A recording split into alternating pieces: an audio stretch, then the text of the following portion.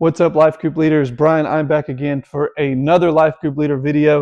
I hope these quick little 5-minute videos have been helpful for you this semester as you've sought to lead your group effectively, engaged in good conversation in your groups, and seeing your people begin to really engage with Scripture in hopes that it would transform them. That's the hope of why we do this.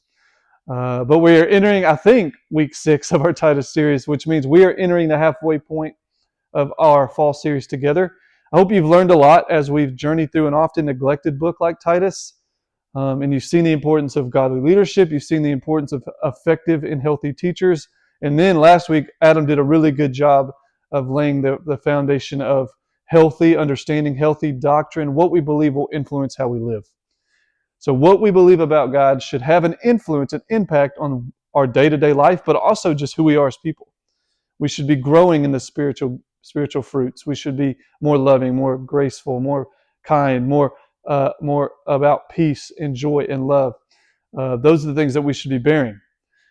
And so this week's text, it's only a couple of verses and an often misunderstood part of Titus, continues on that train of thought for Paul. But he's going to specifically think about this area of our life, of our vocation or our work.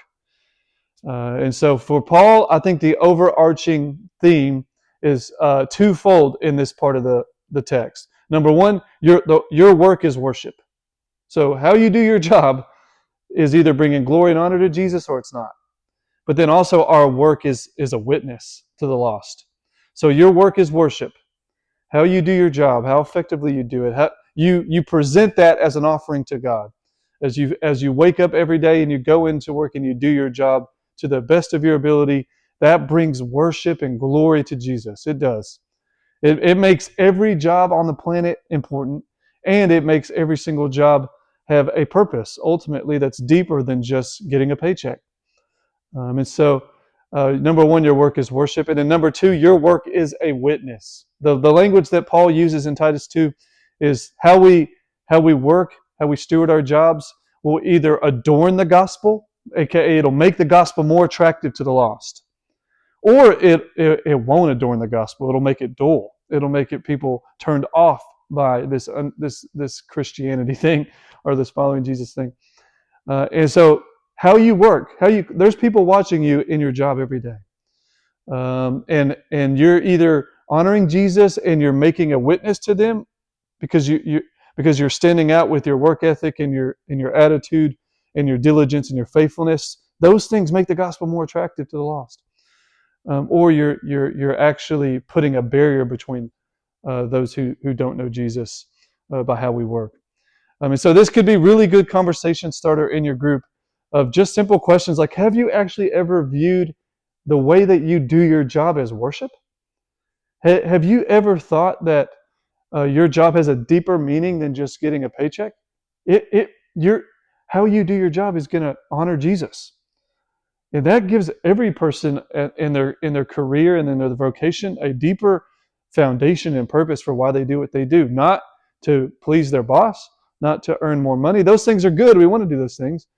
But the deepest reality is I want to honor Jesus with every aspect of my life because that's what it means to be a disciple. So that can be a really cool conversation about viewing our jobs appropriately.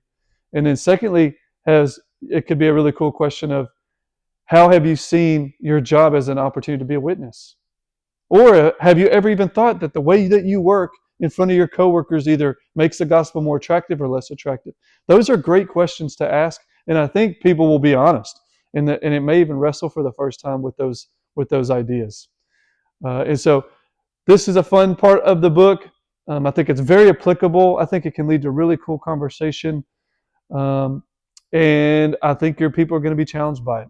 And so I'm excited for you guys. I'm encouraged by what God's doing in our life groups. And I'm just praying that, if anything from this week, our people would begin to see all of their life as worship to Jesus, as Romans 12 tells us. And specifically this area that's often kind of segmented or siloed in our life. We tend to compartmentalize spirituality from other things in our life. But what this chapter or what this section is going to do is it's going to say, no. You can't compartmentalize your life with Jesus in other areas of your life. He wants all of it.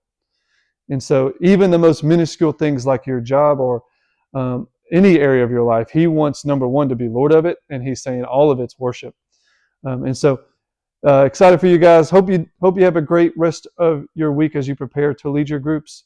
And I'll see you guys on Sunday.